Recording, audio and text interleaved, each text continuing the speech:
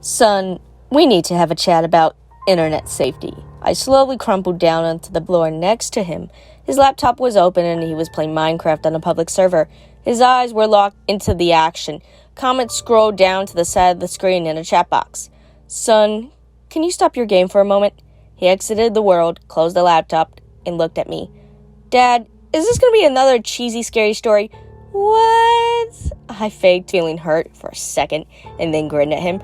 I thought you liked my cautionary tales. He grew up listening to my stories about children who encountered witches, ghosts, werewolves, and trolls. Like many generations of parents, I use scary stories to reinforce morals and teach lessons about safety. Single dads like me should use all the parenting tools at their disposal. He scrunched his face a little. They were fine when I was 6, but now I'm getting older. They don't scare me anymore. They seem kind of silly. If you're going to tell a scary story about the internet, can you make it really, really scary? I squinted at him incredulously.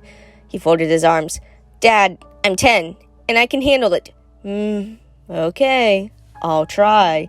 I began. Once upon a time, there was a boy named Colby. His expression indicated that he wasn't impressed with the terror of the introduction. He sighed deeply and settled in for one of Dad's cheesy stories. I continued. Colby went online and joined several children's websites. After a while, he started talking to other kids in-game and on message boards. He made friends with another 10-year-old boy named Helper23. They liked the same video games and shows. They laughed at each other's jokes. They explored new games together. After several months of friendship, Colby gave Helper23 6 diamonds and a game they were playing. They were very generous gifts. Colby's birthday was coming up, and Helper23 wanted to send him a cool present in real life. Colby figured it wouldn't hurt to give Helper23 his home address, as long as he promised not to tell it to any strangers or grown-ups.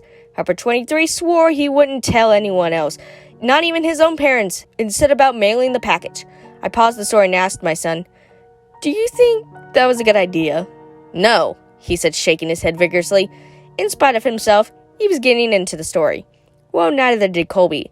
Colby felt guilty about giving away his home address, and his guilt began to grow and grow. By the time he put on his pajamas the next night, his guilt and fear were larger than anything else in his life.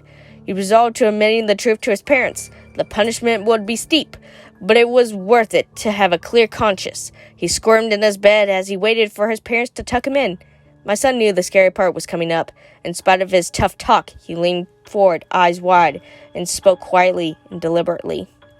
He heard all noises of the house, washing machine bouncing around the laundry room, branches scraping against the brick outside his room. His baby brother cooed in the nursery, and there were some other noises he couldn't quite pinpoint. Finally, his dad's footsteps echoed down the hall. "Hey, Dad," he called out nervously. "I have something to tell you." His dad stuck his head in the hallway at a weird angle.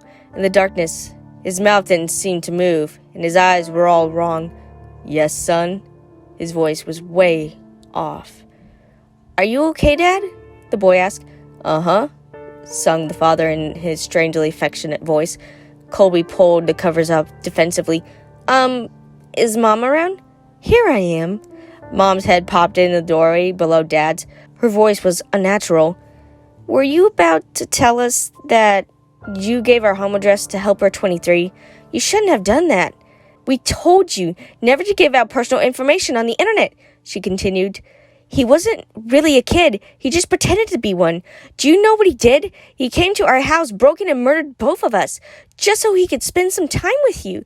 A fat man in a wet jacket emerged in the child's doorway, holding the 2 severed heads. Colby shrieking and gasped as the man dropped the heads on the ground, unsheathed his knife, and moved into the room to work on the boy. My son screamed too. He twisted his hands defensively over his face, but we were just getting started with the story. After several hours, the boy was almost dead, and his screams had become whispers. The killer noticed the wailing of a baby in another room and removed his knife from Colby.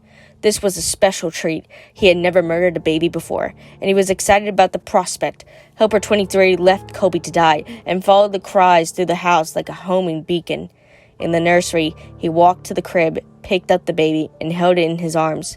He moved towards the changing table to get a better look, but as he held the baby, the crying died down. The baby looked up and smiled. Helper23 had never held a baby, but he gently bounced in his arms like a pro. He wiped his bloody hands on the blankets so he could stroke the baby's cheek. "Hi there, little guy." The beautiful range of sadism melted into something warmer and softer. He walked out the nursery, took the baby home, named him William, and raised him as his very own. After I finished the story, my son was visibly shaken. Between ragged staccato breaths, he stammered, "But Dad, my name is William." I gave him a classic dad wink and tousled his hair. "Of course it is, son." William ran up the stairs to the bedroom in a furious sobs. But deep down, I think he liked the story.